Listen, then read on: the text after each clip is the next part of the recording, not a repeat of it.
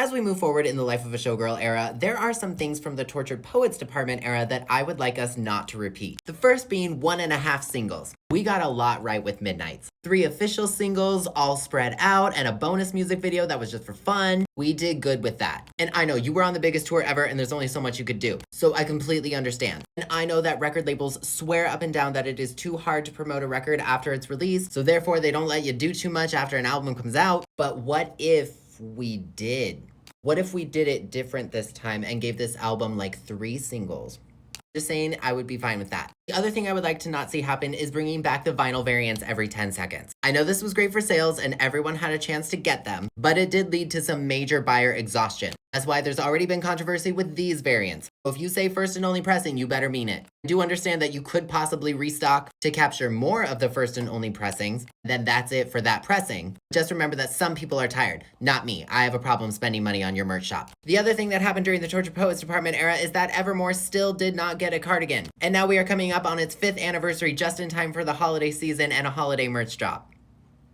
Do with that information what you will. Please, I have a small update for you. The confetti on Google has disappeared. The orange confetti and light counter was still there as of this morning, but now it has disappeared. I think this probably means that we're gearing up for the next phase of Taylor's promotions, probably within the next day or so. Remember, peaks and valleys, we've been over this. We had a huge peak in August, and especially last week with that engagement, which isn't exactly album promo, but it is a benefit. And we did have the launch of the Tiny Bubbles and Champagne variant. This partnership with Google has lasted about 3 weeks. As much as I already miss it, I do think that Taylor is probably gearing up for something else. The orange glitter is still everywhere else on her master's letter and on Apple Music. Also, it has been confirmed that Travis did propose to Taylor right after the filming of the podcast. Okay, period, I see you. I love that. That's cute. Also, officially, Taylor has become the first artist in 2025 to sell over 1 million pure albums. Meaning this does not count streaming because the album's not out yet. Meaning, besties, we already got a 1 million seller. I will keep you updated as anything else happens, so make sure you're following. What do you think is on the horizon? What do you think the next puzzle is going to be?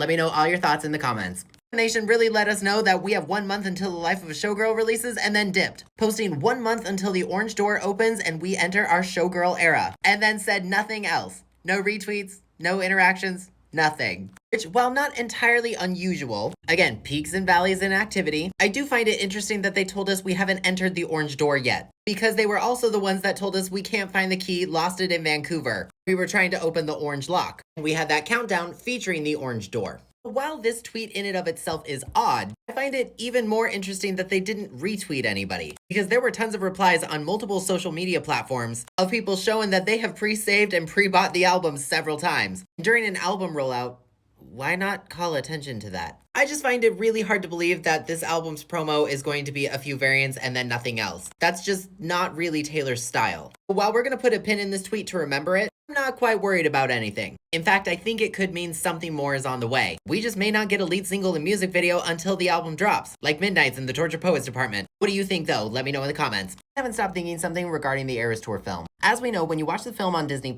you get the 4 additional acoustic songs. Maroon, You Are in Love, Death by a Thousand Cuts, and the iconic Our Song. Debut has to have some representation after all. And these additional scenes to the film are incredible and they're super fun for fans. But as we learned when Taylor was on the iHeartRadio Music Awards, there was additional scenes that they filmed, including Mirror Ball, which to my knowledge still hasn't officially been released. It was just shown during her acceptance speech on TV and online. We know that they filmed the last shows in Vancouver. This is my picture that I took at the finale. It's one of the only other tour stops where Taylor wore the exact same thing at all the shows at that tour stop. We also know, courtesy of the Tortured Poets Department digital variant, that they also have recordings of the acoustic set. So if we were to get some type of sequel to the Eras Tour film, be that something like a documentary to go with the life of a showgirl, or straight up a second version of the film that includes the Tortured Poets Department, I wonder what bonus scenes we would get. Because if it was a direct sequel, the Eras Tour film series, so to speak, would really have some proper closure with that triple mashup of The Manuscript, Long Live, and New Year's Day. But those weren't the only surprise songs that weekend. Night 1 had Haunted and Wonderland on the guitar, and the mashup of Never Grow Up and The Best Day on piano. Night 2 had on the guitar I Love You, I'm Sorry, and Last Kiss with Gracie Abrams, and on the piano was the Tortured Poets Department and Maroon. Maroon being a bonus scene in the first film. So if we got a full-fledged sequel, to me it's just a little perfect that we have the title track to the album that was newest at that time, and a song that was featured as bonus content in the previous film, which could be a nice little tug at the heartstrings to wrap everything up in terms of a film. To have something like that in addition to The Life of a Showgirl, which takes place behind the scenes of the Eras tour, I think would just be a little too perfect. What do you think though? Let me know in the comments. Swifties, we have a Showgirl update. The Target exclusive editions have been revealed via no notification at all. Don't worry too much, the only exclusive with these CDs are the posters.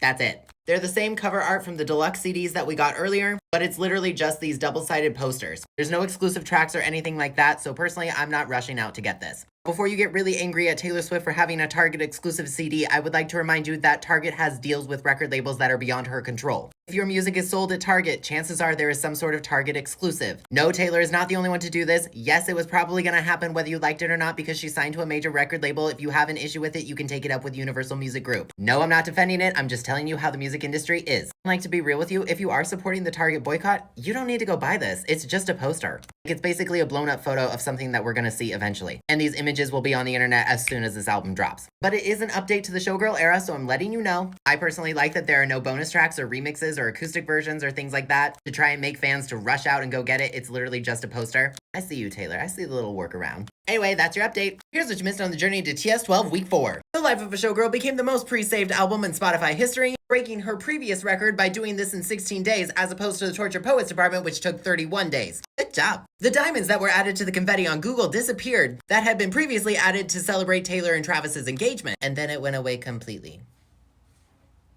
I didn't like that.